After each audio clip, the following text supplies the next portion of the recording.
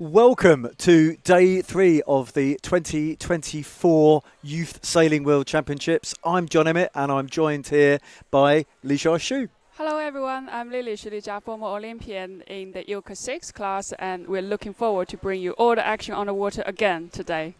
Well, in case you wondered why we had a slightly delayed start, if we look behind us, it's a little bit hazy, so blue sky will be our friend. When that opens up and the cloud disappears over the lake, we're expecting the southerly to come in.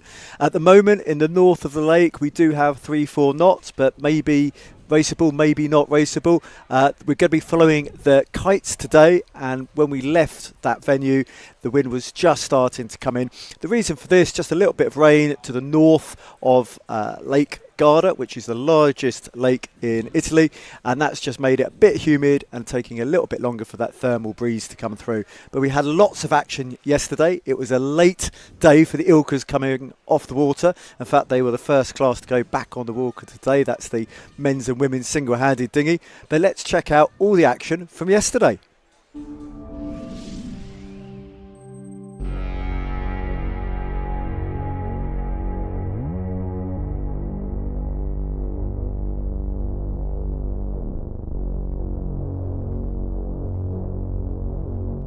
Welcome to the second day of Youth Sailing World Championships.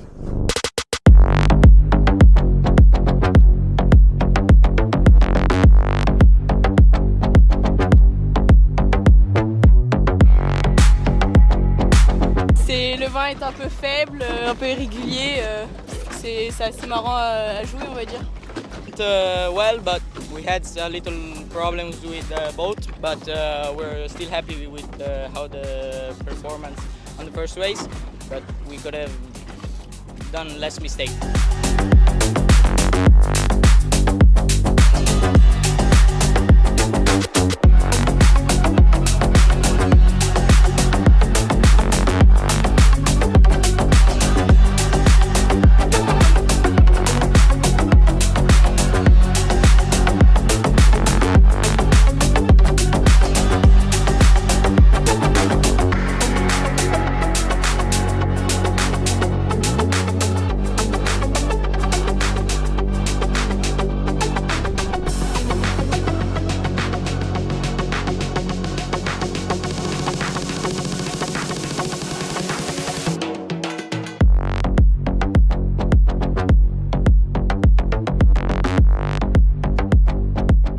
Italy is making the most of home water advantage with many podium positions. Tomorrow we will bring you the fastest class in not only this event, but the whole Olympic sports, Formula Kite.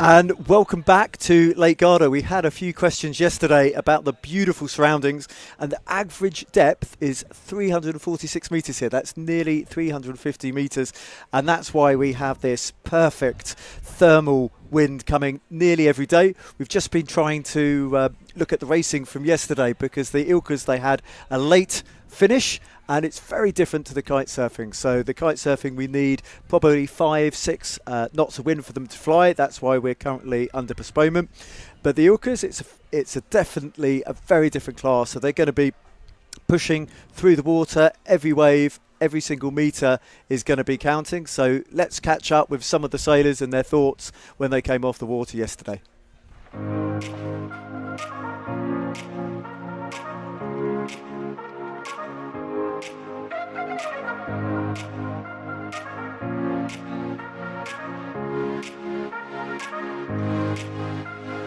Do you have any role models in sailing? I would say probably the GBR girl. I sail against her in England. That would be Erica Reinecke, Christina Sakularis, and Charlotte Rose. I would say that Maragumista from the Netherlands is definitely one of my role models. Emma Blanchard from Belgium. Yeah, I do. Samuelska Vaimahoya Ripley, Ethiopia 6 in the Olympics this year. And do you want to send them any wishes? Yeah, all the best, Vi. I believe in you. Can't wait to see how well you do. Love you. Good luck to everyone in the Olympics, especially the girl from Cayman, Charlotte. I hope they will do amazingly. I wish Erica Reinecke the best in this upcoming Paris 2024 Olympics. Let's go, USA. So I wish them very good luck and a lot of success, and I hope that they can just enjoy the event and bring their best, on the water. For sure, good luck, and I'm sure everything will work out, and they should be proud of everything they've done for the past 4 years, regardless of what happens in the Olympics.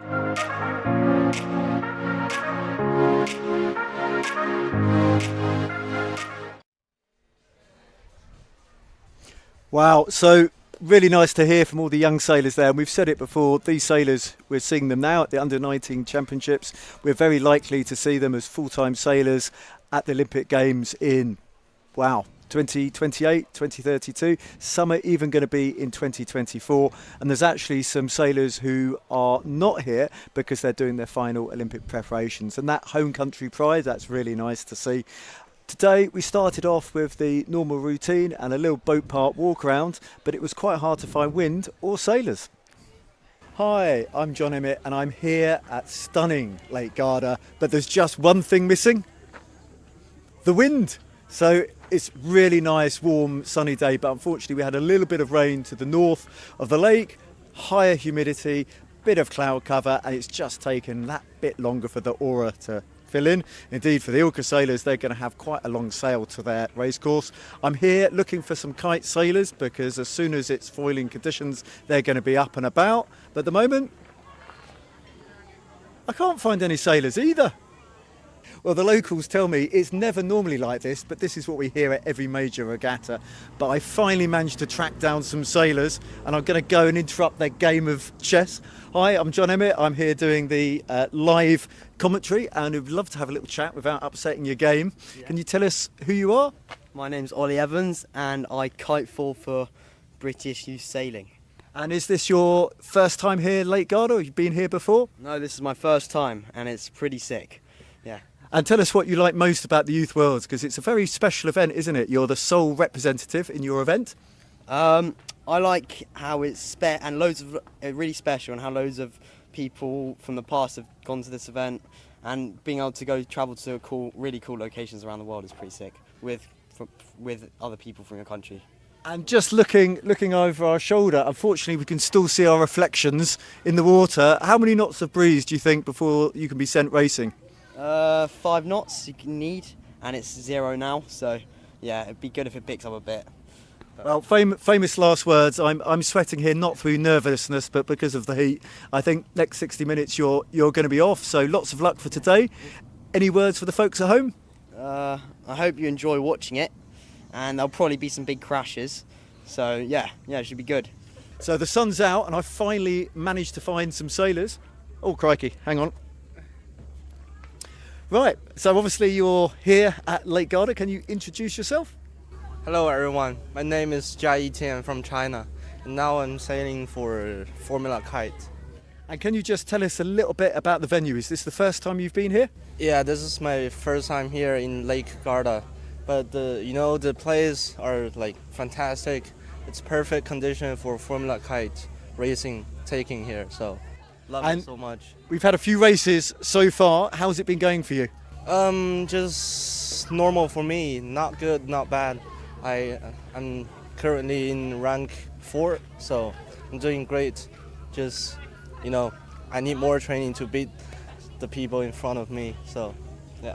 Well, the more you train, the luckier you get. Wishing you lots of luck for the remainder of the championships. And the sun's out. Let's hope the wind comes soon. Yeah, I wish the wind will come soon so I can get more chance to beat the people in front of me. So So I've managed to catch up with Team France. Can you introduce yourself? Hello, I'm Italia Team and I'm in the K-foil. Hello, my name is Jon Emmett. I am 70 years old. And can you just tell me what you think of Lake Garda as a sailing venue? It's very beautiful and I love the spot. And we have just 3 more days of racing. Yeah. What are you most looking forward to? We're looking for some wind, so I think we're waiting right now, so let's get some wind. We just need to go and do a quick wind dance, and I'm sure that Garda is going to deliver. Yeah, I'm sure. Thank you very much. Thank you. Bye. Well, we did a little bit of dancing and I can feel the wind on my back is just gradually increasing. So for sure there's going to be some sailing today, but not necessarily on time. Time, I think, to try and have a quick look at the results. We've done 2 days of racing. Lots more racing to come. Yeah, so currently in the men's kiteboarding, we can see Lucas from Brazil is leading, followed by Jon Emmett from Switzerland, and then Nel from France. And I think the interesting thing with the Brazilian sailor, my understanding, is currently the number 2 ranked youth sailor in the country, because the number 1 ranked sailor is actually doing the final preparations for Marseille. So kiteboarding, it really is a young person's sport. It's also interesting that they're some of the largest athletes that we've seen so far. Not only the fastest boat, but some of the biggest people. That's why I ended up standing on the podium to do that last interview. Yeah, and then let's have a look of the women's kiteboarding. So currently it is Catalina from Argentina leading, and then it is Chinese Xiao Mengjing, and followed by Turkish Darin. So there are 6 female kiteboarders. I'm very glad you said all those names. It's interesting, we've got a South American theme leading at the top, and I have to say there were originally more women's kiteboarders. Unfortunately there's been some equipment issues, which is why not everybody's still able to complete, but it's a young person's game, and probably the favourite in the men's is Max Mader, who's still only 17. That's hard to believe, isn't it? He's 18 now. Yeah, but then he won the youth last year, and because the games is so close, so he has to skip this one and then heading straight to Marseille in the final preparation of the Paris 2024 games. Well, I think now is time. Let's go and have a look at some of the interviews that we did earlier with the current leaders.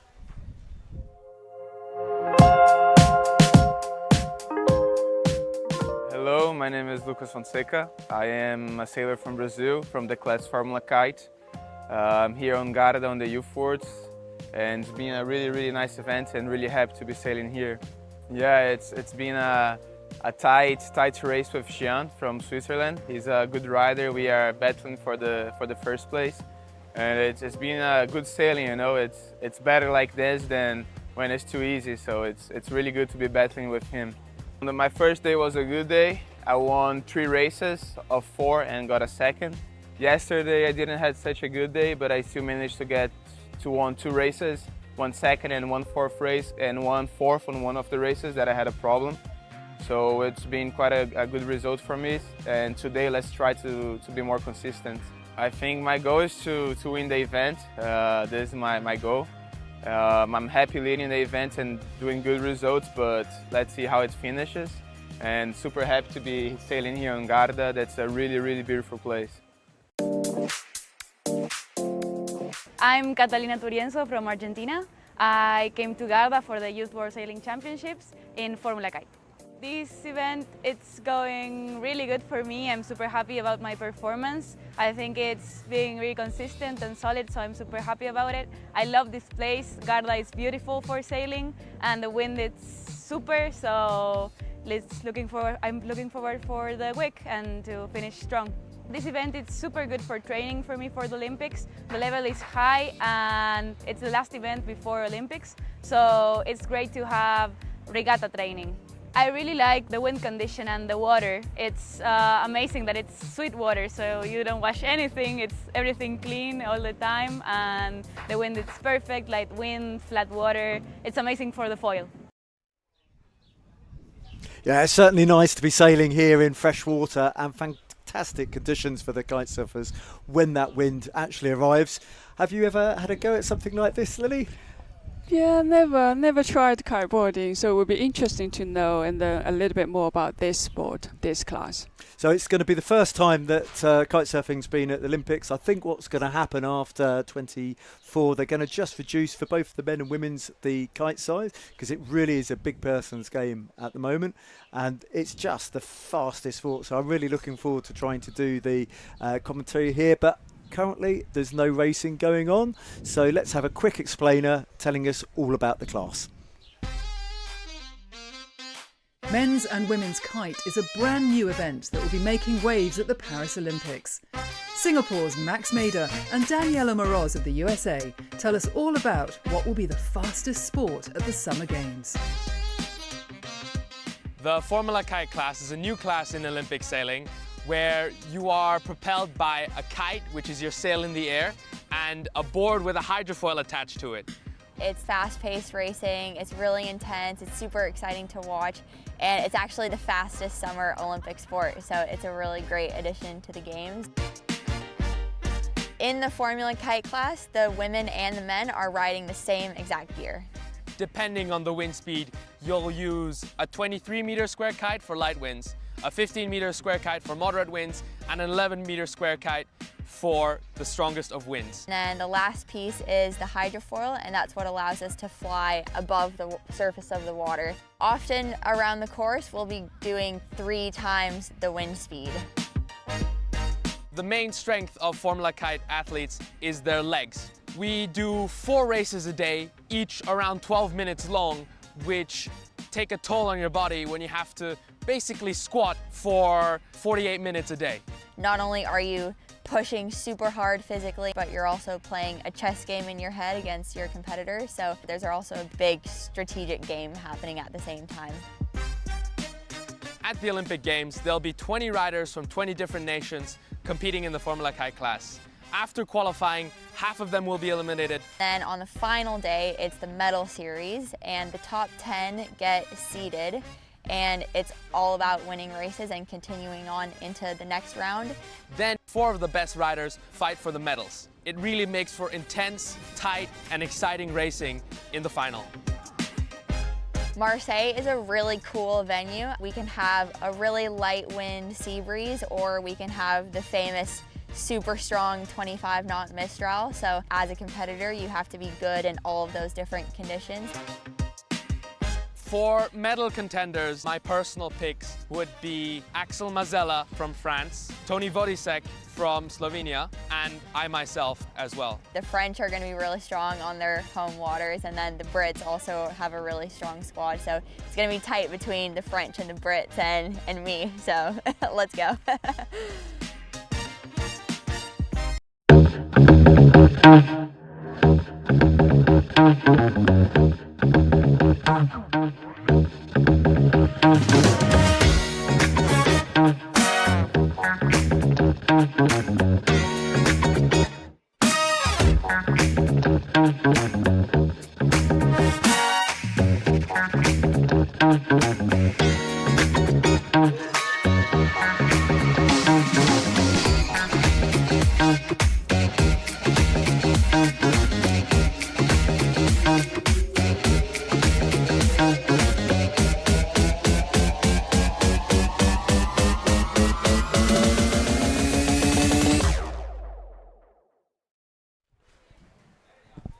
You know what, John? I thought it's just us dinghy sailors were using a lot of legs muscle. Actually, those kiteboarders, they're also pushing a lot with their legs. That's quite surprising fact to me.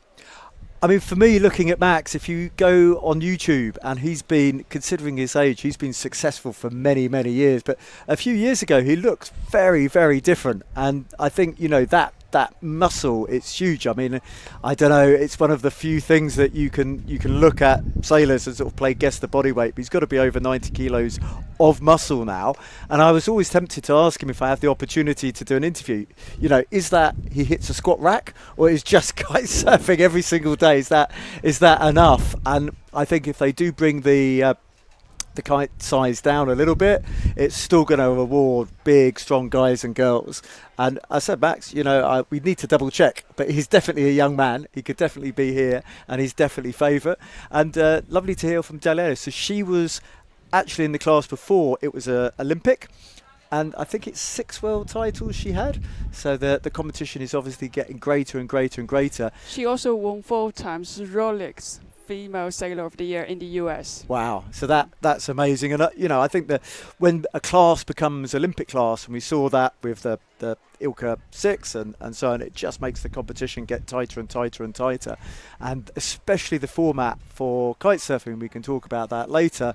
You don't know who's going to win until the last minute. Whereas here at the 2024 Youth Sailing World Championships in Lake Garda, potentially we could have some winners by the end of Thursday. So if they're consistent, tomorrow. Which is tomorrow. So today could be the turning point, and there's going to be some nervous sailors on the water. So what's happened today, we've had a little bit of a, let's call it overcast day. When you look at the screen behind us, you can see it's still quite hazy between the mountains, and that's the reason we haven't got the 15 knots. So I'm sorry if I promise 15 knots every day, but we should be looking at having sailing every day. And the topography, it just generates, it's just a wind machine here, isn't it, Lily? So as the forecast we can see, probably expecting 6 to 8 knots, but actually from where we are now, I would say the wind is picking up a little bit, though wouldn't be as good as the other day. Yeah, some classes are already racing. One of the questions yesterday was, look at these mountains, what is the highest one? And apparently the peak is 3,343 metres. So, you know, it's pretty significant, and that's something that, you know, adds to the beauty of the place, but also is the reason we have such good wind. In fact, if we look at the kite surfing venue, first thing this morning, they had strong wind from the north. We're just waiting for that southerly breeze to come in. But in the meantime, we are going to try and get racing coverage from some of the classes that have already started. I think in the meantime, we've got plenty of footage left from yesterday we didn't manage to look through. Let's have a look. Studio, and I can't help occasionally look over my shoulder behind me, and there's just so many people whizzing up and down having fun. Oh, here's the starting grid. So this is the mixed multi-hull, and I think they're going to be lining well back, because it takes a little while to get them up to speed. The difference, or the big difference, as we said earlier, between this and the Olympic class is the Olympic class, the NACRA 17, is full foiling, and it just feels that the Olympic classes get faster and faster every year, and it's quite hard to not get overexcited when you're watching. We had a few catapults yesterday, and I did feel sorry for the sailors involved. And in any of these faster classes, if you end up with a sail in the water, it's probably more or less the end of your race. Sailing, it's a consistency sport, so you want to keep it safe.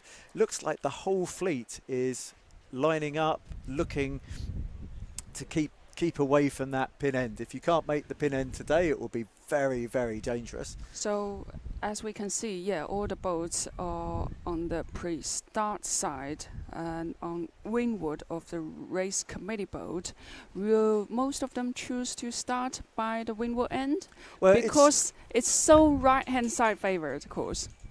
It's funny because we used to talk about this as the waiting area. So that waiting area, if you get shut out from the committee boat and can't start, that's even more death. So it'd be interesting to see what the situation is within 30 seconds of start line. So now everybody's still got a few options. They're wiggling, they're looking and fighting for some room. But within the last 30 seconds, you can already have a pretty good idea, if you're a coach, where your sail is going to start and how that start's going to look. And the race officers actually often set a port bias line just to try and spread the fleet out. So it looks like GBR, who had a poor start in the first race, is the most leeward boat, and GBR and China jockeying for position there. You don't want somebody in any class, any event, camped straight underneath you to leeward, and that's because you need to bear away to get that acceleration. But we're looking into the last 15 seconds. Yeah. I do think it's pin biased. I think there would have been room for a port tack flyer there. I really do. Obviously, most boats are pretty conservative, So we can see the British boat. Oh, are they going for a tack? No. No, there's not enough room to tack. And it may be obvious, but what you want to look out for is the coloured bibs. So you see the yellow coloured bibs, that's the overnight leader, and they position themselves right next to the committee boat so they could be first to tack. So we're going to see a big fleet split in front of the course. You've got GBR leading out to the right, but obviously good start but unable to tack. And then we had the the event overall leaders. They're already on port and progressing to that left-hand side. And I just think it's really difficult in this situation because GBR has to wait for Brazil to go, and then I would expect them to tack as soon as they're able. I imagine there's a bit of communication between these two boats when the whole world is on port. And then I'm sure the British sailor was hoping, hey, come on, China, tack, let's tack. What would you do in this situation then, Lily? I would probably shout to the windward boat, hey, please, let's tack as soon as possible. But yeah, I think I would. It's it's not a win-win situation. No. It's a lose-lose situation. I think I would go up high to make it difficult and force them to go off. But I think the damage may also have been done. But will GBR roll China here, or is China away? Only one of these boats is going to come out looking good. Oh, I think GBR might have been in trouble there.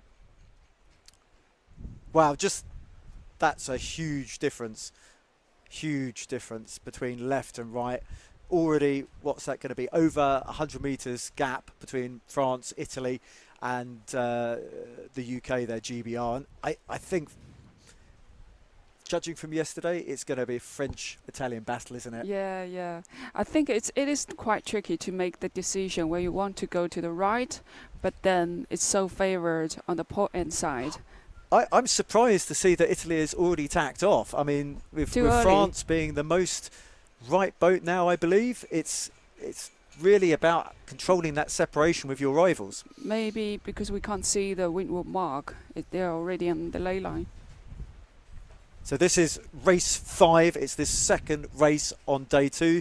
We will have one more race from the mixed multi-hull coming up, but at the moment it looks like France is in a really good position, just protecting that right hand side. And for the folks at home, it may not be obvious, there's a little bit more wind there on average most of the time, and in all the events that's going to make a big difference, but perhaps especially in more high performance boats where they're looking at minimising the number of tacks. But there are shifts. In fact, yesterday I think there was probably more shifts than some of the sailors were expecting. As we can see, the boat accelerates here. It's much better pressure on the right hand side of the course, and then you may even get a wind bend which having a right hand side shift.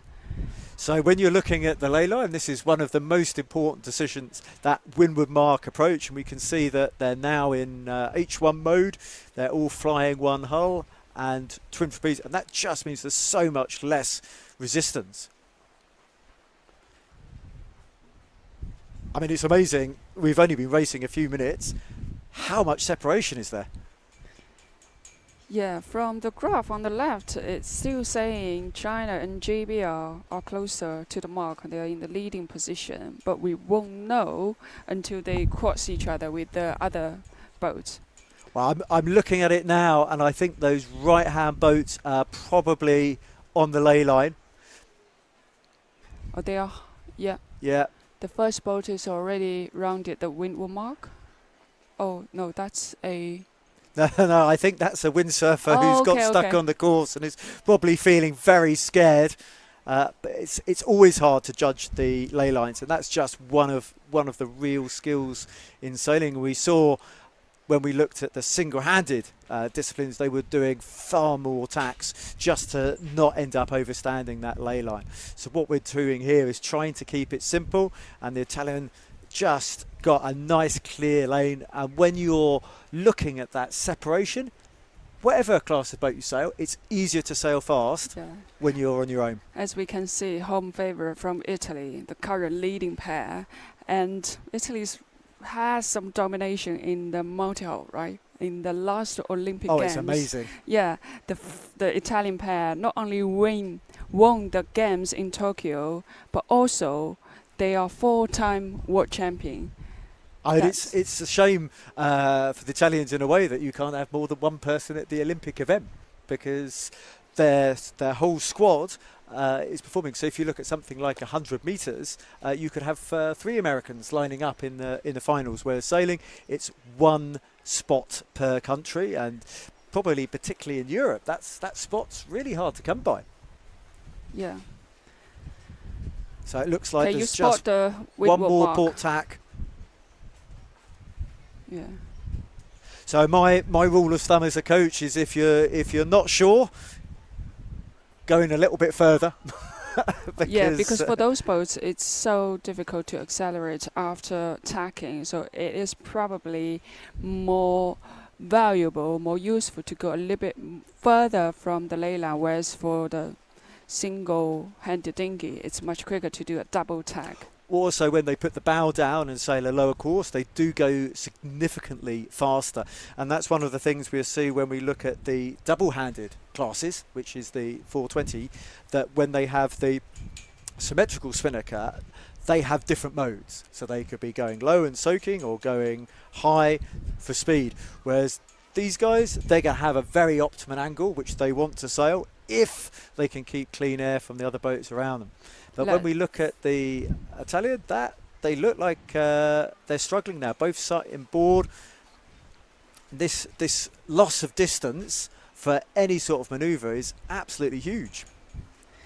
Yeah, I imagine all the boats, every boat, when they try to sail to the right, but at the same time, if you're not the leading boat, and then after crossing behind all those leading pack, you always need to sail a little bit higher or further from the ley line, and then ended up like the leading boats just having more and more distance leading ahead. So it looks like China has rolled over to grab the lead.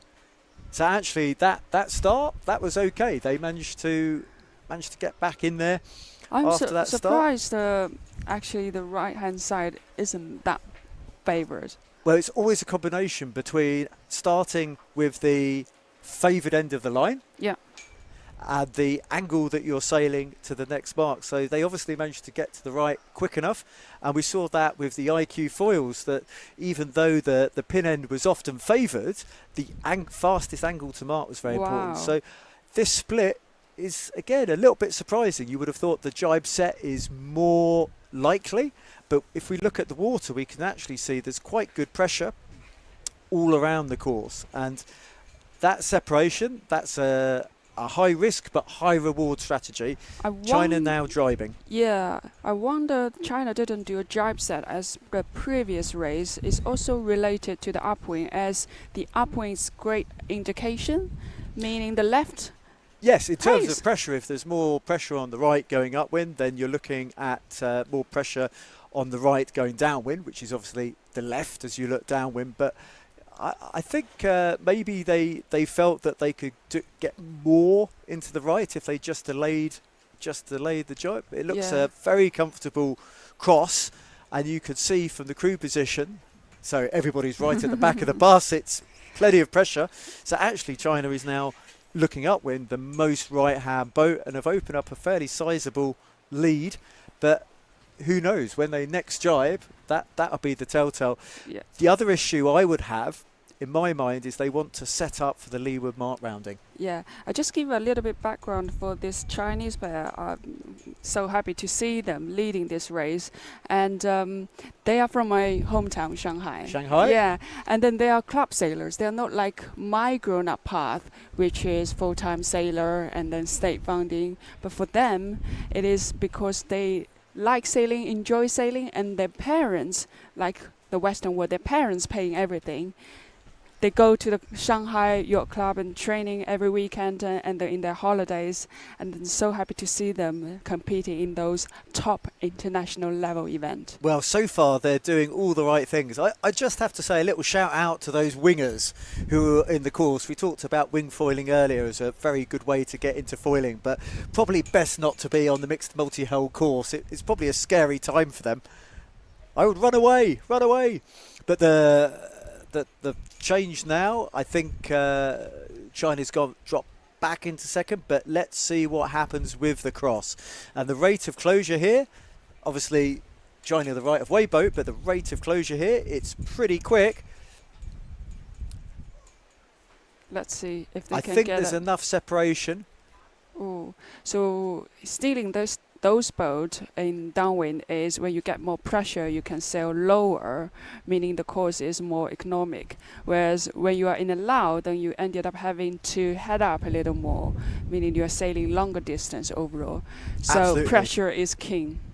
Oh, that was very close there for China with whoever that was to leeward. Very close. But they do look in control. And the final approach to the mark, they're now going to be thinking which way do they want to go up the beat, because choosing the gate is very important. Once again, you don't want to round the gate and have to tack immediately unless there's an awful lot of bias on it. So this is probably coming into the final jibe. We'll see whether China goes with them. So China, wow, nearly 15 knots compared with Tahiti. Good pressure there. A lot of separation with the fleet. Yeah, I think they should protect the lead and then sail with the pack of the fleet instead of having that big separation. Or maybe it's already close to the mark ley line. So this is the final jibe, and it's a lot of crew work. Just making sure that kite is flying as soon as possible. This is obviously the big danger when you're the port boat, not only to run out of pressure, but if you're on port and the rest of the world is on starboard, it can be pretty scary times. Yeah. So in terms of rules, a boat on a port tack needs to keep clear of a boat on the starboard tack. So when China get into that pressure in a minute, I'm expecting to see a bit of a change of direction, and that's a really tight cross there. Ooh. That's wow. Oh no. What's happening? China might infringe the rule. I think that could have been a protest. It depends whether they were within 3 boat length, hull lengths. It also feels like this mark, the right-hand mark looking upwind, is really low. A long way down. Yeah. But probably it's better if you want to sail to the right, meaning you can have one less jibe and one less tack. Yeah, but we saw it on the start line, actually, even though they wanted to go right. The bias on that pin end made it worthwhile. Let's have a look at that replay. That looks like an infringement to me. Yes. That's a port starboard. Yes, well... And it didn't look like there's been any exoneration, because many decades ago in sailing, if you broke a rule, you were disqualified, you had to retire from the race, that was it. And then we went to something called the 1080 rule. People had to do 3 complete So turns. unless the Spanish boat, or is that the Spanish boat, wanted to jibe at that point, otherwise I think that was just infringement. I think that was just a clear infringement. I'm really surprised there was no penalty turns here. I would like to be a fly on the wall, because I reckon there would have been a bit of shouting. So what sailors could have done is, on the water, if China is infringing the rule, and then they could do a 1-turn penalty to exonerate this. And it's themselves. not even a 1 turn; it's a tack and a jibe. So it could just be 270 degrees. Yeah. And then if the boat who breaks the rule and didn't doing the turns to exonerate yourself, then the other boat can protest, and there will be a protest hearing after they come in ashore.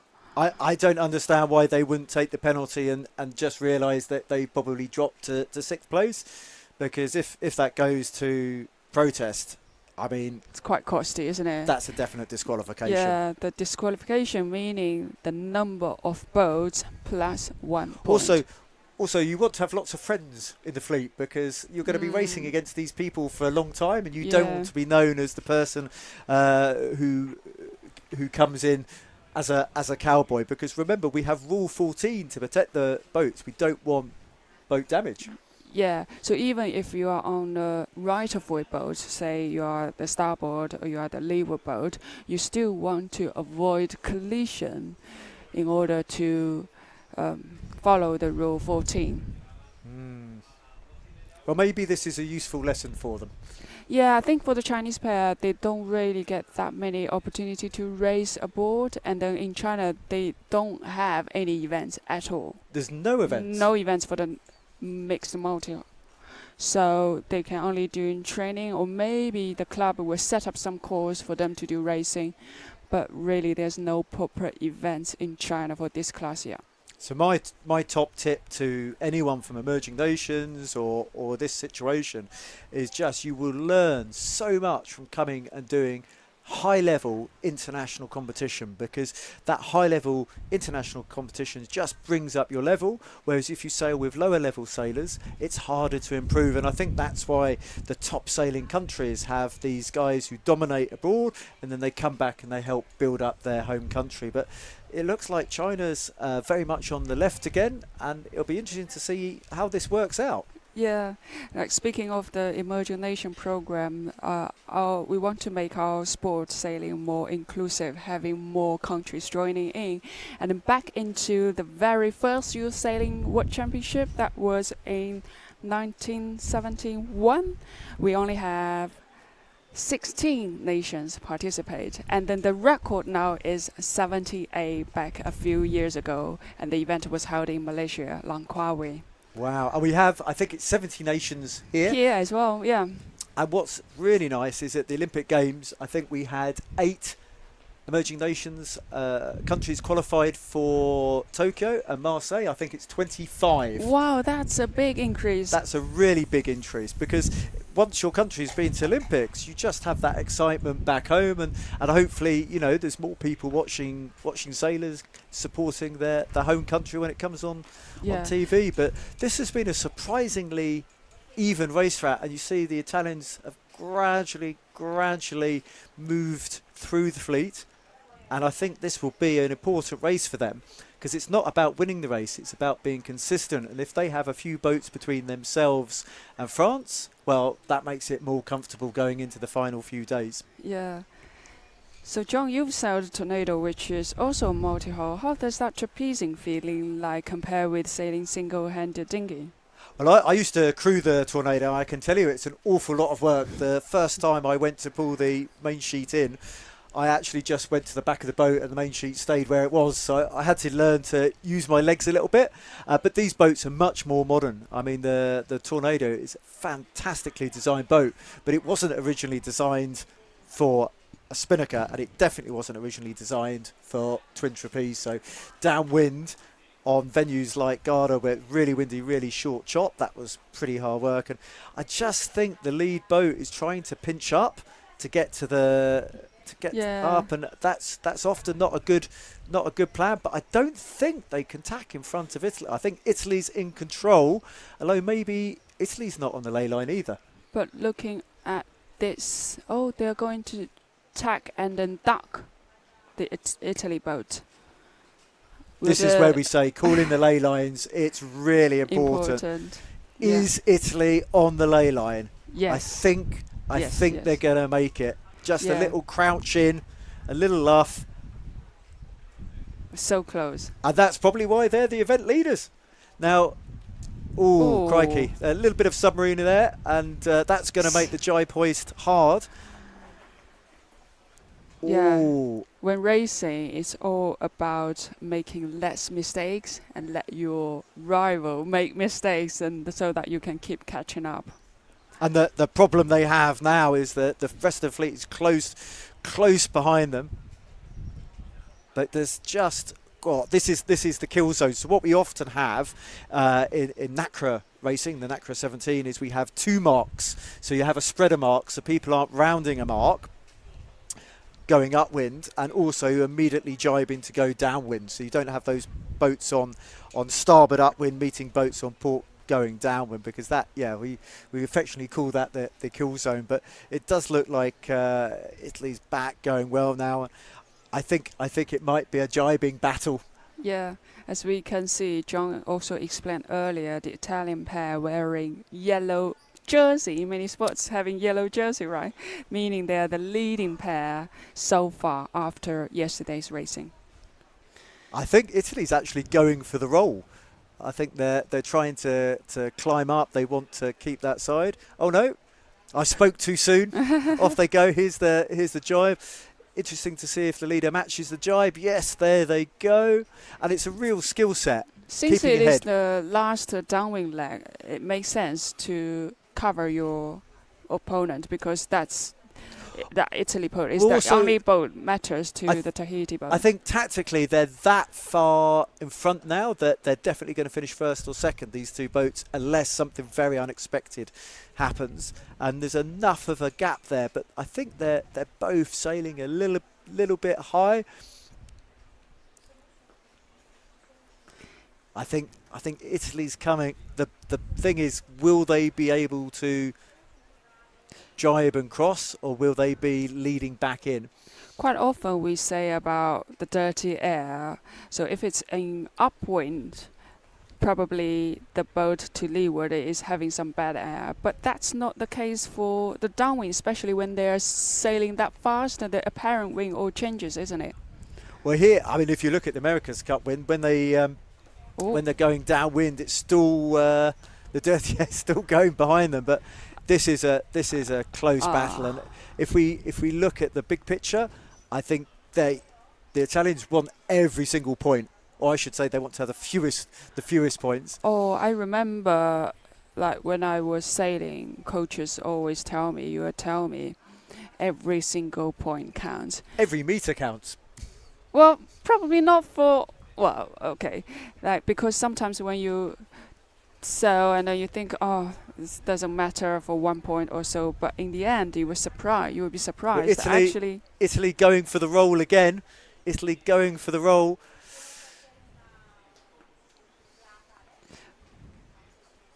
So will Italy roll over? So I think Tahiti just want the race to be over, and Italy will want more runway. But it's closing up, and behind them I think there's a good battle between China and Belgium. So in this situation, I think Italy can stop them jibing, but we shall see. It's super close. There's going to be a bit of pressure in the boat now. It's interesting to see some boats having the crew trapezing as well, where so others sitting. They're soaking down to keep low, to stop Tahiti jibing at all. They want to jibe, but I think that was the finish.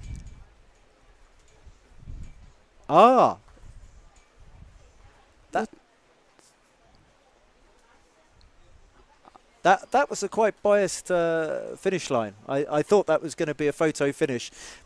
Perhaps we can catch that in replay, but just hats off to the Italians. I think they probably came second, but they certainly made it very difficult and kept the pressure on right to the end. That's the boat that you don't want to be behind you.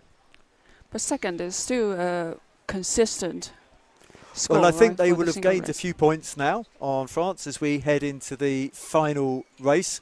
And it'll be interested to chat with the Chinese sailors about that port starboard situation, but maybe I'll leave that to the coach. I think, well, maybe we could ask in Spanish what's their thoughts, or whether they were planning to jibe at that point, or they were forced to avoid a collision. So time for quick recaps. Actually, Tahiti was from the left, as was China, as was Great Britain, and these boats did surprisingly well, having just carried on for quite a long time before going to the right. And sometimes it's still about being in phase with the shift, and it looks a little bit like dominoes, where they all tack, tack, tack, tack, tack, tack, tack, tack.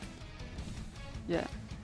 And most of the boats sail to the right, while the Chinese pair choose to sail to the left, and surprisingly winning the windward mark. So maybe there's some advantage without having preconceived ideas with race strategy. The other thing is also about traffic. It's really hard to go fast when you have a lot of boats around, and that's really a skill that you get as a more experienced sailor. I mean, these crosses, port and starboard, they're pretty close, and I think, you know, we look at the recap and there's certain moments in the race which there's a lot of gap up for grabs, a lot of meters up for grab, and potentially a lot of points up for grabs. And France was doing well initially, and it looks like they actually ran out of pressure by going too far right, which is unusual. Yeah, looking at their movements and steering, it feels to me the crew is much more physical. But why are we having more female as a crew instead of male crew? Because we think about fitness, male boys should be much stronger and then take this advantage. I think we'll have to ask some of the female crews. That's not a question I can answer. I think it's so important to have inclusivity, male and female in sport. I'd like to see a lot more female team leaders and coaches and so on to be the aspiration or the inspiration, I should say, for young girls in Optimus. But so the that's lead the boat, finish. Tahiti, they did a really good job defending, and actually in the end, that was more comfortable than I thought. The race that always sticks in my mind at the moment is the 49er medal race, and there was just meters in that this at the race, last games. The young pair of Tahiti winning race 5 of mixed multi-hull, followed by Italian, which is the overnight leader, and then Belgium. And France, crucially, climbed up to 4th. Yeah, so as Jon said, there are more gap between Italy and France now. One more race to go, so it's probably going to be about 2:40 local time. I'm looking behind me now and the wind looks absolutely amazing. So we're here with Team Tahiti, who just won race number 2 of today, and it's their first victory in general. Congratulations, how are you feeling? It's amazing. It's amazing. I don't know. Ok, just super happy. Alors on peut continuer en langue française là. Vous venez de vraiment loin, donc Tahiti c'est complètement différent qu'ici. Est-ce que vous aimez bien naviguer ici sur ces lacs? Ouais, c'est top. C'est vraiment un plan d'eau magnifique avec les montagnes. L'eau est fraîche, il y a du vent, c'est génial. C'est quand même vraiment différent que chez vous, non? Il n'y a rien à voir. Voilà, c'est ça. Et quel est votre but pour les prochaines courses là?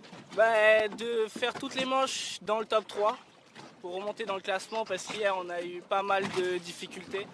Donc on va essayer de remonter là. D'accord, super. Est-ce que vous voulez envoyer un petit coucou à la maison, à la famille, à tout le monde?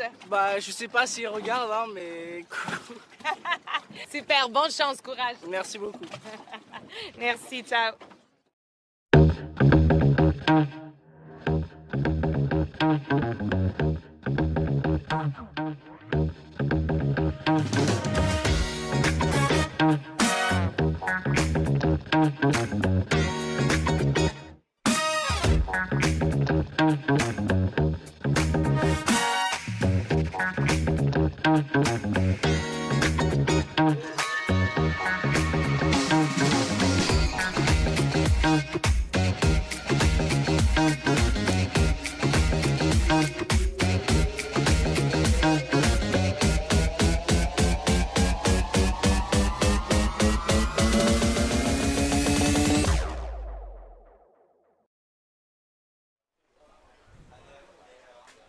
Welcome back to Lake Garda. We're here at the Youth Sailing World Championships 2024. It's day 3 of the competition. I'm Jon Emmett and I'm joined by... Hello everyone, I'm Lily Shilija. We're very happy to bring you some live action now.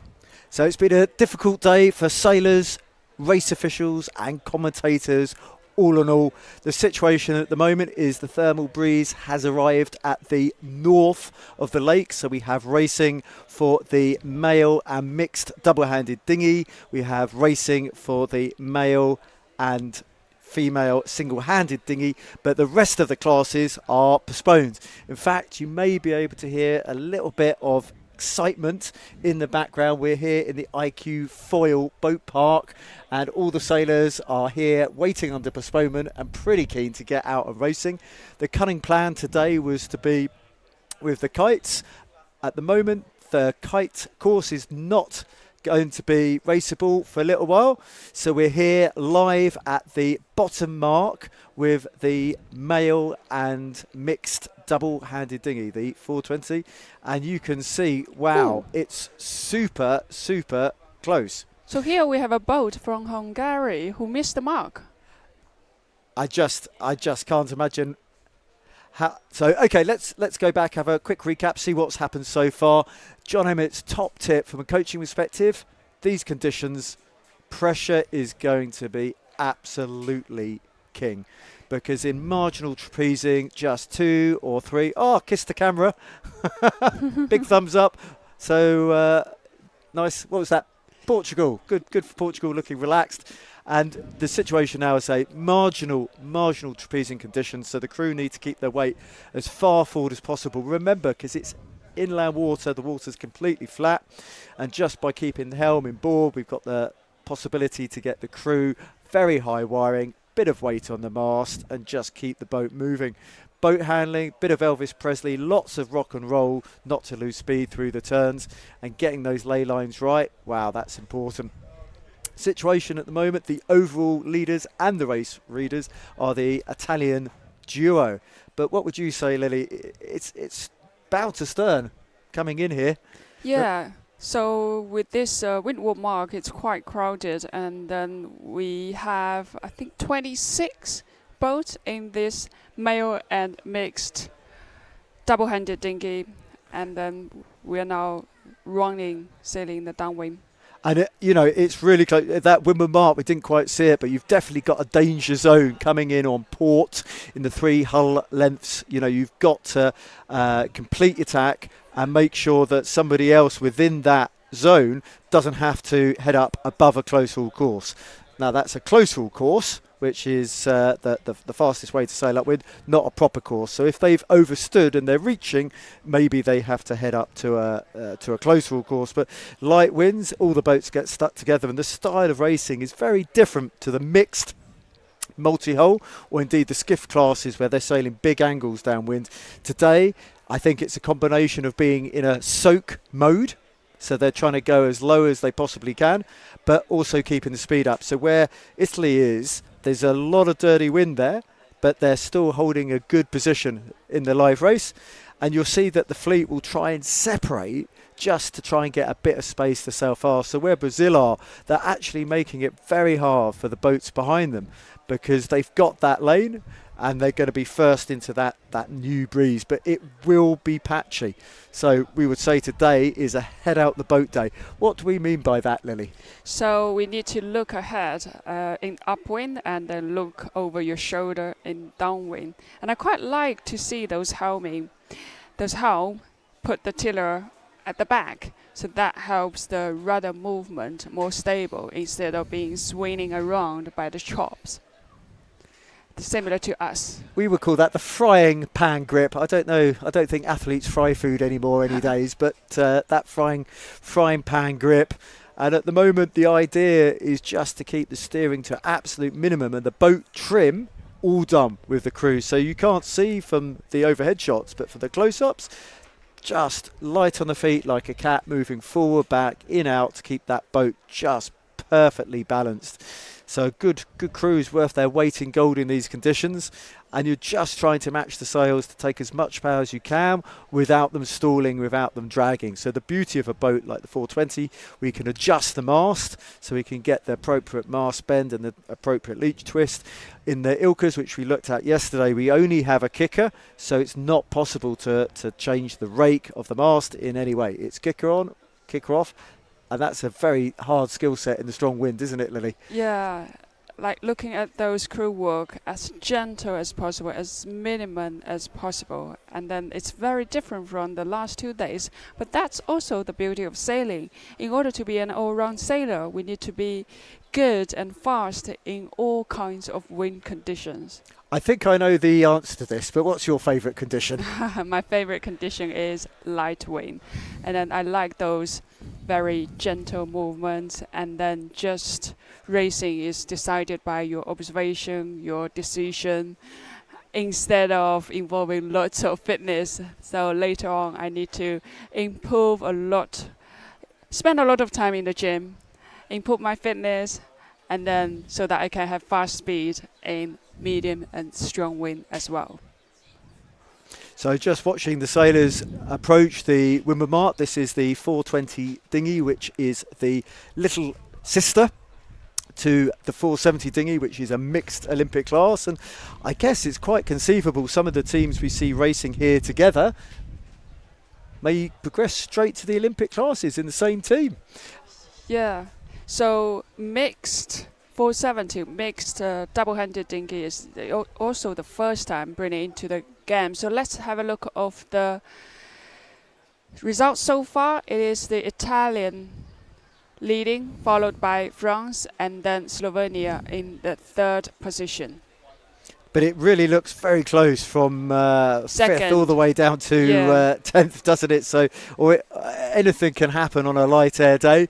I think being tactically aware is super, super important here. And it's another event where the Italians seem to be doing rather well. Yeah, so they are closer to raise the Nations Trophy, but we'll see on Friday. And it's also worth mentioning there is another double-handed dinghy event. We have the all-female double-handed dinghy event, which will probably start racing immediately after race 6. It's quite hard to see from here whether they're out there and waiting. So if you see some boats doing some tuning runs, they may be waiting for their next race.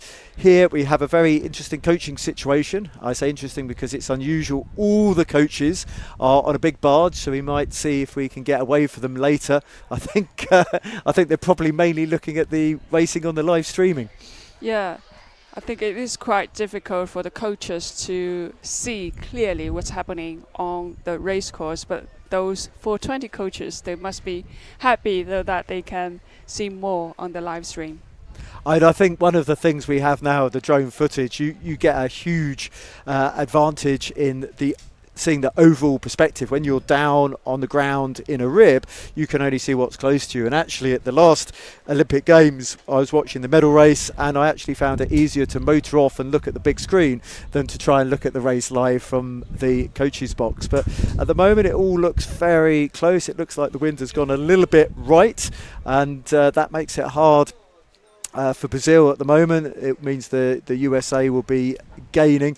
But as I said, I think today the most important thing will be pressure, because boat speed makes you a tactical genius, and if you've got more wind than other people, you're very likely to be going faster. Actually, last year in the Youth Worlds in Brazil, Italian also won this fleet, but at that time there were two boys sailing together. Oh, well, look, you can just see that they're going into a band of wind, and as they get into it, the crews are able to extend, and that's a huge speed difference between fully bent-legged, marginal bent-legged and straight. And because of the shift, it feels like they've ended up coming in almost on that port lay line, which is usually a little bit dangerous, but if you're all on port, I guess it's okay.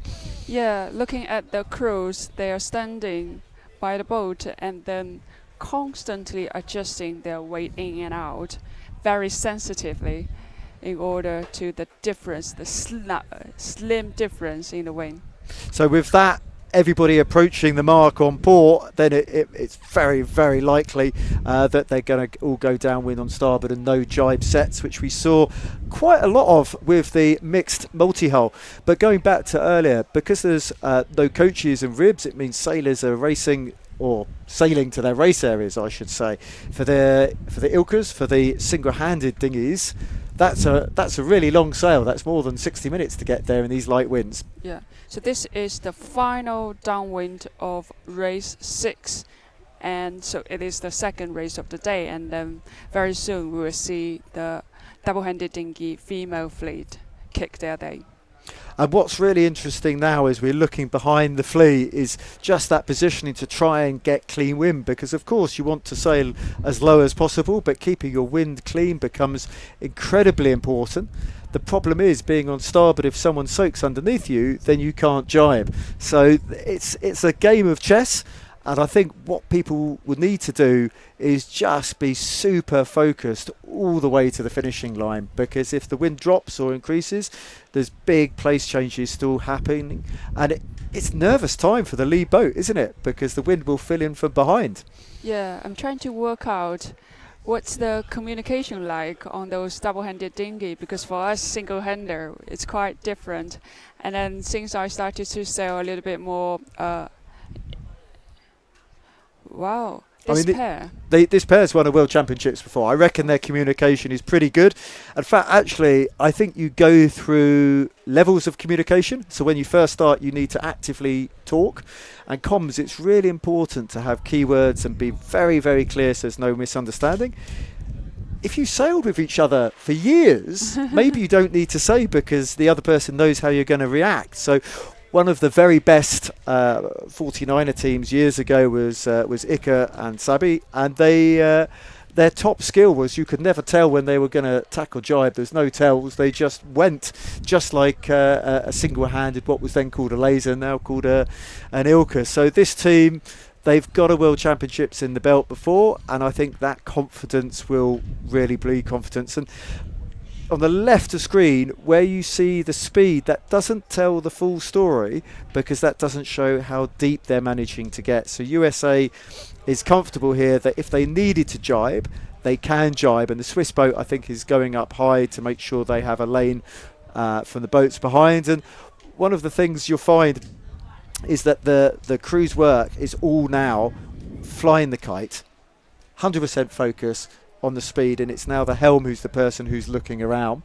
whereas maybe upwind the helm will be mainly focused on the tiller and being super careful with the steering, and the crew on the trapeze has got a better opportunity to look out and see what's happening with the wind and the boat-to-boat tactics. Yeah, from my observation, I noticed because this is a mixed, all male, you got the option to choose having both boys or a boy and a girl, and then there are some female helming and some male helming. Since mixed double-handed dinghy 470 will make their first experience for the upcoming Paris 2024 games, I asked some teams why you choose female crewing, and one of the answer was because in downwind, if the male helm can pump the mainsail with better fitness, they get much better advantage in surfing.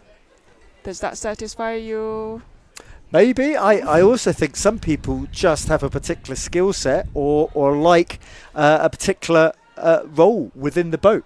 I mean, it's interesting, the USA, they've jibed already and they're now heading out in clean wind by staying low. They were able to jibe when they want, but it's now very close according to the tracker with the Swiss. But this crewing helming thing, we'll be looking at the 29ers, that's the skiff class at some point. And from the UK, one of the crews there is Amelie Hiscox, and her father crewed in a 49er, so perhaps that's not that unexpected, double Olympic medalist. And that role, you know, it's a different skill set. Maybe you like being at the pointed end. And it is easier to have a family member or brothers and sisters sailing together. Well, I saw that with a mixed multi-hull with the Belgian team. There's two surnames, so assumptions are not always true, but I would think it's highly probable they're related. Perhaps that's a question for the boat park. But yeah, I mean, the crew wins every race, don't they? Because they always go through the finish line first. Yeah. As you mentioned earlier, because the wind is quite light, they're in the soaking mode. So we can see actually they have their boat pretty flat, if not too windward. Well, I like the fact they were doing little bits of rolling in some of the waves to steer the boat.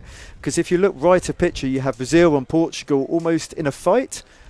And depending on what happens, that could cost them both a bit of distance, whereas Italy is able to soak. And I think that the Swiss boat, it's marginally affected by the Italians. You can see how that pressure looking upwind is on the right hand side. I just think Brazil is trying to get away from Portugal. Oh, double jibing. Double jibe. Well, they don't want to be stuck high when we see the mark in screen, but we must be getting close to it now because of the time. But you see how the lead 5 boats have got well clear, and yeah, there's the gate at the bottom now. And this, for those folks at home who are just joining us, is race 6 of the male and mixed double-handed dinghy. We're here at the 2024 Youth Sailing World Championships with Jon and Lemmy commentating. We've got 2 classes racing at the moment, 2 events racing. There's actually 11 events in total across 5 race courses, but unfortunately the wind hasn't played ball so far, so we're having to just alter our schedule a little bit, but we do help to bring you all the kite surfing action later today. So the USA boat is rounding the mark for the final finish. Yeah, reach the finish. Just struggling tiny bit to get that kite set. But yeah, the positioning at this mark is likely to be the position at the finish. And that's why Brazil was very keen to be that side of Portugal. Portugal is a bit of dirty air, and USA very, very good job there. Just got away from the chasing pack, and that happens, doesn't it? The rich get richer because they can sail the straight line, and everybody else is fighting. I mean, I suspect they're going to end up going really high just to protect themselves in second, third, maybe even fourth, and the leader's going to be super, super comfortable. And it'll be interesting to see how that affects the overall scores. I believe Italy was leader overnight, hence the yellow bibs, and will still be leader, but every point counts. Yeah, we can see USA now approaching the finishing line, winning race 6. They must be very happy to sail back home now. Yes. Well, I'm hoping Greta will have a chance to grab them from interview, but it's been pretty tough day trying to work out where we need to position the media team. But, you know, it's really close racing, whether it's 5 knots or whether it's 25 knots. And that is the beauty of our sport. Actually, looking behind, I see those 470. They finished. And then on the other side, on the starting line, it's the skiff preparing. Instead of having, we shall see. But we will carry on bringing you live coverage because there are some racing happening at the moment, though the boards are being held ashore. Which is possibly the slight background noise you can hear. So it does mean at some point during the commentary there may be some very loud signals as the postponement's released. But looking behind, unfortunately, it's still looking pretty hazy. I mean, we can see that the single-handed dinghies are racing, but until that cloud window opens up, you're not going to get that stronger wind coming through. So we're definitely going to have racing conditions, but perhaps not the conditions we had for the previous 2 days. So race 6 results, USA winning, followed by Switzerland and Brazil. And the home favorite, Italy, ranked 4th in this race, but I think they're still leading the overall. I'm surprised because I thought they went round the mark in 3rd, but maybe we have Even to watch finish, that in replay. I saw they were still 3rd, and Brazil was to leeward of and behind them. Yeah, I didn't know what happened. We will bring you the overall standing in a while. So this fleet, they finished the race. So here's the race recap. You see there was quite a lot of separation, but the key thing was just first into pressure. Very nice to see this crew flying a kiss to the camera. I reckon that was for Greta. I think nowadays, especially for this event, for the live streaming team, for the production team, the majority of the equipment we're using, apart from the traditional cameras, we're using some drones which create less turbulence. For the sailors, absolutely. I mean, a helicopter, even if it's not giving you downwash, is very expensive. And the old helicopters used to make a lot of noise that can be distracting. Now, a funny thing they do now is they put a tiny bit of rubber on the blades of drones and helicopters to make them quieter. So we won't go into science of that. But yeah, the fact that we have 2-3 drones flying means we can really see what's going on. And I think probably the mistake the Italians made was actually to jibe off just slightly too soon. Sometimes light winds onshore and on the water, patience is absolutely key. Yeah, in those light air days, apart from patience, you try to minimize all your movement as gentle as possible, as sensitive as possible, and to minimize the movement of the rudder as well as any heel to the boat unless necessary. I'm still interested to see that mark rounding with what happened with Hungary, but I guess we'll have to check back at a later date. I mean, for all these they were shut off by the outside boat somehow. Yeah, see if there's any protest.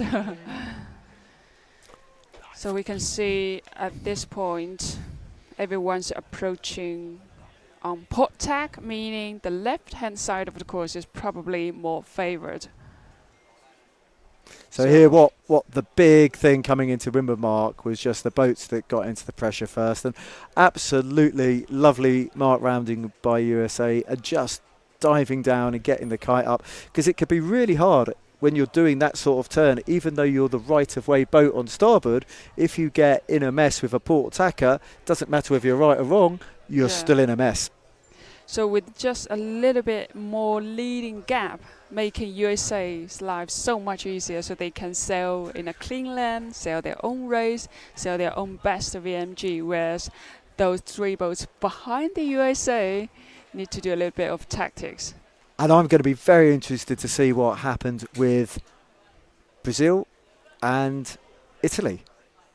So we're just coming into the final gate here. So the safe position is where the Swiss are, because they're guaranteed that inside berth. Oh, I think because of the double-handed dinghy, they're sharing equipment, aren't they? So they need time to change on shore instead of sending them out. Very good point. Very good point. That's, yeah.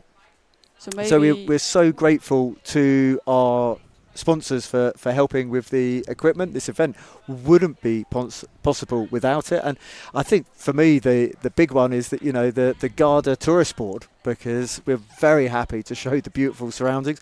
We wish the wind machine had turned on slightly earlier today, but it's been a stunning place to say, and there's smiles in every boat park we go. Yeah, looking at this on the screen, one of the other reason that the 420, the double-handed dinghy, they got the closest course is probably also for this reason, so that they can swap boats and go out racing as quickly as possible. So I think we can go to winner interview. It's interesting in the background here, I can hear the IQ foil briefing, working out whether they're going to go on the water shortly or not. So it's a difficult day for everyone, but let's go straight to the interview. First one? Yeah, this guy, Yeah, cool.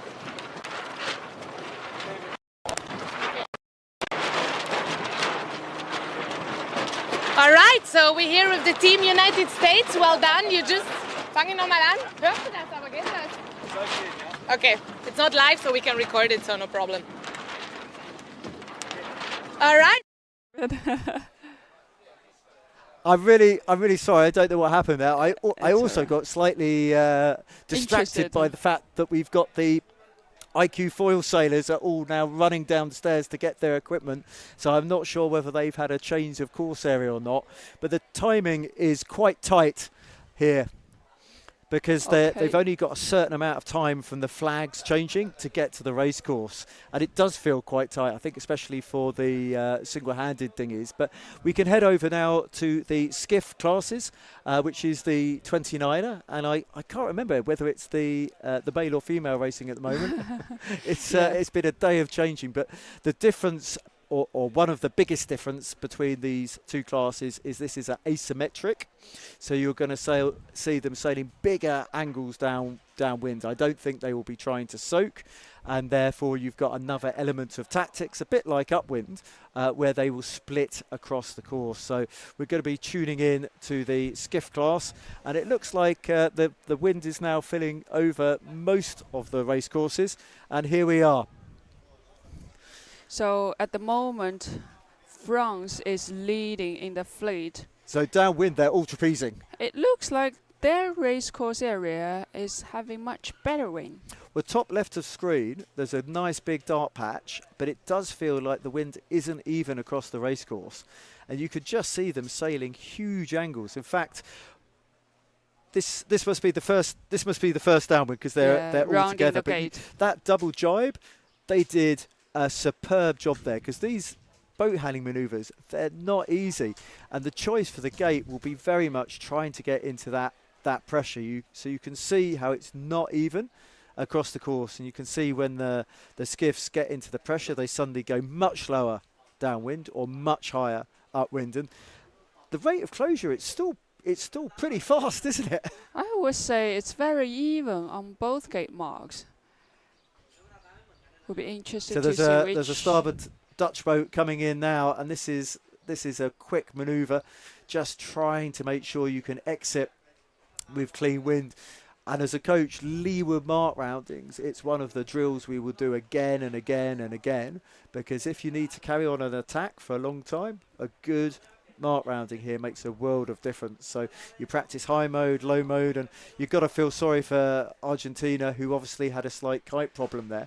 From the picture showing now, it does feel the wind is picking up a little bit more. Yeah.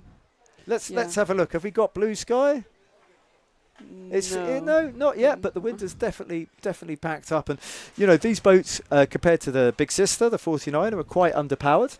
The new sails and masts. So a little background story with the 49ers. Actually, the original manufacturers stopped making the masts. So they took the opportunity to update the sails to make them 3DI'd, so they're actually much longer lasting sails, and that facilitated a new mast. So they look very different. Previously, the 29er, 49er, the sails look quite similar. Obviously, the 29er here with the orange sail, you've got more sort of a yellowy sail. And also the helm is sitting. That's a big difference. Yeah, the poor helm has to hike. But now, the 29er and the female version, the FX, are with black sails. And what does worry me, although there's a very good view panel there, it is harder to see your rivals. And also another difference which I noticed from this Olympic campaign is those 49er spinnaker. They have a black top instead of the whole spinnaker as your national flags. And John, you've sailed a 49er. I certainly have. Fond memories. And I've sailed a 29er only last year, just to make myself look younger. Well, you made yourself look a little bit old in the fleet, but while we're following the leaders, I think you have a little bit of a funny story about your 29er world experience. Yeah. Last year, because the UK Nationals and the World Championship of the 29er were both held in Weymouth, which is where we're living now. And then I just want to make that most of home event, as well as compensate for those pity that I had during my teenager years. Is only sailed single-handed dinghy. I've only sailed Optimist Europe and laser radio, that's all. I've never tried boards, never tried a skiff or double-handed dinghy. So I advertised on my social media and say who would like to crew for me. Then I had it go. But I also seem to remember that at one point there was you couldn't do a few days, so your crew sailed for someone else and you wanted to race on the final day, so you put a note out, and there was somebody who was there in the bronze fleet who didn't have a helm, so I thought that sounded a perfect fit, and they messaged you and they said, how much 29er sailing have you done? And you replied that this was your first regatta, and the bronze fleet crew decided they didn't want to sail with you. And I wonder if they will ever know they turned down the opportunity to race with an Olympic gold medalist. Yeah, as an Olympic champion being dumped by a bronze 29er sailor. But you had a lovely day. You went out foiling in the Wasp. I must say those skiffs are pretty challenging to sail. Yes. Very unstable. So it's a bit like sailing the foiling boat, which I do nowadays on a Wasp. I would say they were equally challenging, difficult to handle. It's so sensitive to balance. You constantly need to work on the boat balance. Otherwise, well, I ended up in one day during the World Championship, capsized in every single downwind lap because the speed is just so fast. I don't dare to jibe. That's probably why they didn't want to sail with you. Now let's get back to the racing, and it's really, really tight between, I think, the top 4 boats, and a lot of the time it will be just coming into that women mark. Who's coming in good pressure? Who's coming in on the right shift? Because you will get those pressure shifts coming in, and it's really costly to tack the skiff compared to the men's and women's single-handed dinghy. So they're really trying to minimise the number of tacks they do, and also the speed build, even in the flat water, will take a little bit longer. But it feels like Norway probably got a slight jump here, but we won't know until they put the tack in. I must admit, GBR here is looking super smooth, and this boat is in silver position. Looking at the ribs, bibs from overnight. And it's funny, the good sailors, they always look so easy, but we both know it's really not. Hats off to those crews who's doing the skiff, sailing the skiff, because I know how physically demanding they are. But instead of using lower body, they are more upper body, because they constantly need to sheet in and sheet out of that main sheet. It feels like GBR was slightly further to the right than France and just put the roll on. And if they get into that position where they roll a boat and there's dirty air, you can expect those distance numbers to change pretty quickly. And you don't need to eke out that much of a lead upwind to make yourself very comfortable. So GBR putting the hurt on France here. We're getting pretty close to the windward mark, and they're going to be thinking, what side was the pressure upwind? And chances are that's the side they're going to go downwind. Yeah, as we can see from the crew's footstep, constantly moving forward and backward a little bit, and then handling. And playing the main. Yeah, yeah. I remember after every tack and jibe, mainly tacking, after tacking, and when I hand over the main sheet, I feel, oh, what a relief. So it's really, really close here, and I think it's going to be a crucial hoist. Yeah. Do you think they're going to do the jibe set? But why there's another mark there? I think that's to avoid the carnage. So it's like a 1A something. So I was talking to the NACRA 17 sailors, and I was talking to the 49er sailors about whether they like this 1A, this spreader mark. Yeah. And in the 49ers, all the helms said they liked to have the spreader mark, and all the crews said they didn't like to have the spreader mark. So we can take that as you will. It just means that you're not having boats coming in upwind on port like South Africa. Yeah.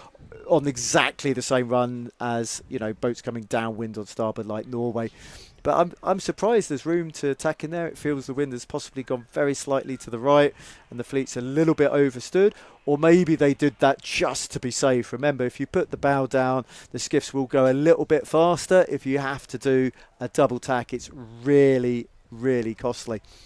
Maybe in those light winds, hoist the kite and drop the kite isn't that physical, but in strong wind, dropping the kite could be quite something as well as hosting. Well, I always think it doesn't matter how fit you are, you should be exhausted because you've just done your very best, and all which happens is the fitter you are, the quicker the kite goes up and down, but it's still going to be hard work. And just looking now, it feels like the boats are really up to speed, fairly high wiring. But yeah, it's much better wind than it was even an hour ago. So I do hope it's possible to go to the kites, but we'll have to see how that goes. Yeah, apologize for that. Our original plan today is to cover the Formula Kite, but unfortunately the wind is not sufficient in their course area. But we have some racing going on in other courses, and then it is the first day that we cover mixed double-handed dinghy as well as the skiff. Absolutely, and that's what's so beautiful about the sport of sailing is we have such extremes. It's amazing to imagine, for example, a Moth and an Optimist. It's the same boat, the same sport. Sorry, very different boats. Yeah, I think compared with double-handed dinghy, I prefer the asymmetric. Yeah, I mean it's interesting that the 420 and the 470 they're the sort of last. Symmetrical spinnaker boats we have. We see it less and less and less because some boats like the 505 will have such a large spinnaker they actually sail downwind on apparent wind, very much like the 29ers here, and it does seem a growing trend. Indeed, in keel boats, in yachts, the asymmetric spinnaker, which was a rare thing 30 years ago, very common now, and for these sailors it's the perfect stepping stone up to the 49er, which I'm sure many of them will take. Looking at those footage, it's never been possible in the past with the traditional filming or helicopter because they can't really fly alongside boat and so close to the boat.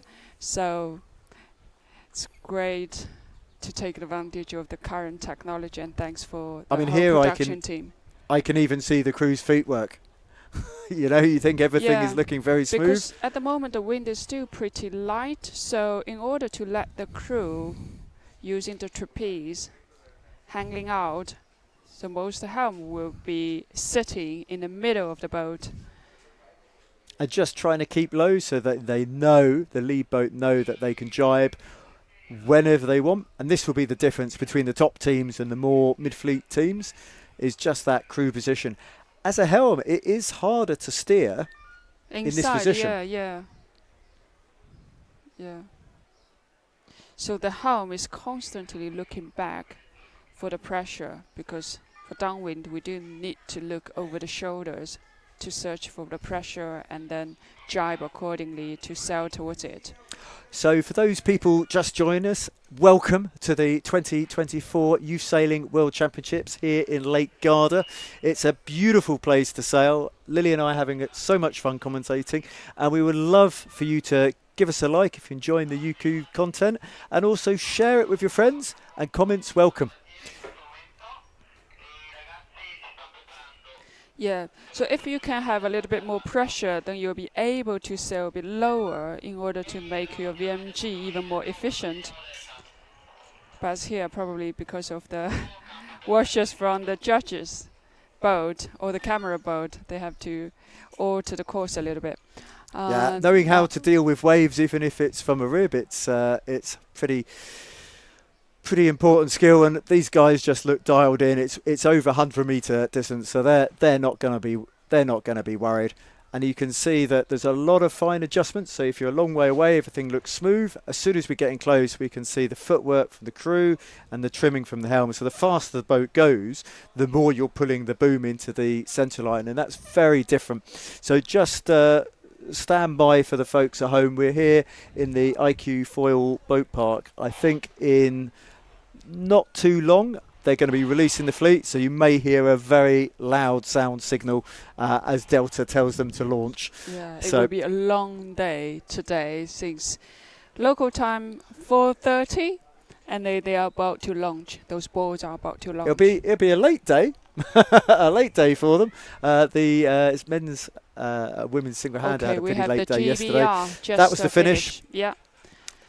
I would say that was pretty convincing win by Race GBR. 9. So this is their final race of the day, and then we're very likely to see the female group. And I'm just thinking, it's neck and neck with Norway and France. I think they've probably both got one more jibe to go. So when you're looking at the finish, there's two things. You want to go to the favoured end of the finish line, which is obviously the upwind end, but also how you cross the line. So one tack downwind may cross the line much quicker than the other. So there's really good teamwork there from France.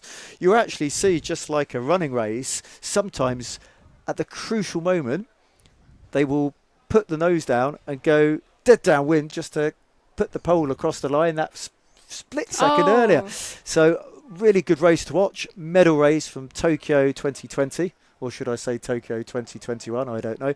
The medal race from the 49ers, that's one to watch. Dylan and Stuart from GBR, right? Just taking the Olympic gold. To win, to beat the New Zealand. Yeah, I'm not just saying that as a proud bit, but there were literally meters in it. And you know, these youth sailors, they have that same sort of mental pressure. For them, this is the most, or could be the most important regatta of their lives. And GBR, I think they'll be feeling pretty happy to got that in the bag. It's probably actually looks harder. Like Greta's grabbing the winner. We'll have an interview soon. So this is an interesting view. We haven't had that. I was worried for Greta's feet, so we'll go to her as soon as they're dialed in. Be really great if we can chat to the crew as well as the helm. I remember in the bad old days, they only used to put the helm's name on the trophies, which is absolutely ridiculous. Whereas a lot of boats, I think the crew boat is so important. That crew work, you can, a really elite crew can probably get a novice helm around the race course in 25 knots, and the other way round, possibly not possible. But yeah, great racing here in Garda, and there's some pretty close finishes going on. You see the boat here trying to soak down There's not going to be much in it. Ooh. Let's see. I'm sure the Finnish boat's recording, so they get an accurate finish. But it does feel that the wind's really picked up now. Oh, the crew's having some fun. I think he's trying to get as much weight out as possible. I'm surprised not to see the old hands go behind the head. Wow. I'm surprised they don't just go lower on the trapeze, just drop down to that knot. But do you think he heard me? Oh, no. They are playing with the waves. Or maybe they're just playing with the media boat. Yeah. Let's have a look of race 9 of the male and mixed skiff. GBR winning this race, followed by France and then Norwegian. It will be interesting to see the overall standing at some point. But we'll bring you the interview fairly soon when it's ready. Jon, what's your experience like when you were sailing the 49er? Were you crewing? I was a helm in the 49er. I remember when we first started, I did probably do quite a lot of swimming. So if we go back to the mixed skiff, I think that's going to put GBR in the lead. Ooh. That's going to put. You talking about crews earlier. In the 49er when I first started, I did do quite a lot of swimming, and I will say this now, and I wouldn't say at the time. Let's have often a look the softest place to land on a capsize was the poor old crew. But let's go back to the race recap. It was a convincing win for GBR, who just nailed that final windward mark approach. But let's have a look how it all came about. So as we can see, the helm of the French boat, they're ready for a tack. But at that point, GBR is already having a convincing lead, right? Well, I think the final bit was just coming into that windward mark where they rolled over the French boat.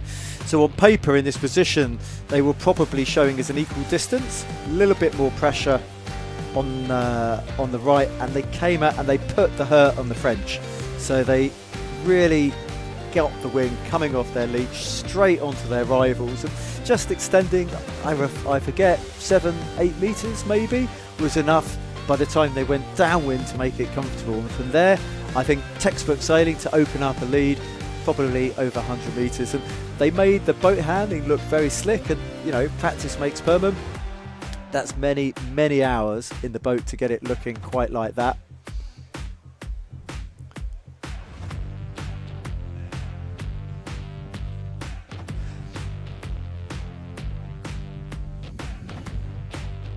So for those people just joining, this is the Youth Sailing World Championships 2024 at Lake Garda. We're so sorry we're not going to be showing any kite surfing today. I'm pretty disappointed about that. I was looking forward to seeing a really new discipline. Normally the fastest discipline, but I guess today the slowest because they haven't been able to leave the shore. We've enjoyed bringing you coverage from the mixed skiff and the mixed double hang dinghies, but that's actually going to be all we have time for today. So hopefully the race office is going to be able to make up a few more races tomorrow, but we can't go that early a start because we're looking at sailing in the Aura. Meanwhile, it does look like the IQ foil are getting ready to go racing, but there's so many race courses that have wind on them. But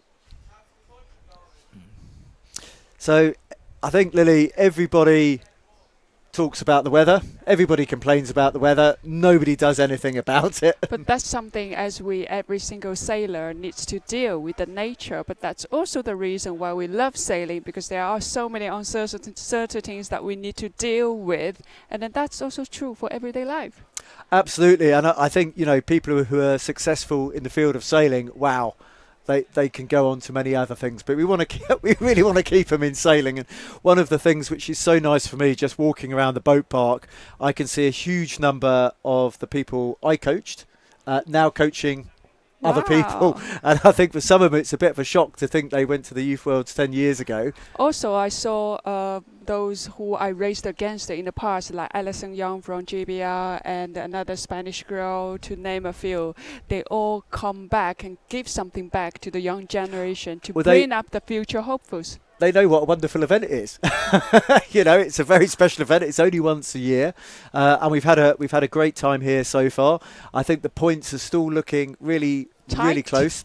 Yeah, and then after a variety of different conditions, it's a real test for all the sailors. Not just good at strong wind or not just good at light wind. You have to be an all-round sailor. So tomorrow, I'm just looking behind. You can see this isn't a blurred background. It really is that hazy. So tomorrow we'll be looking for sun, blue sky, and the wind pumping again, so we can just catch up with some of the racing.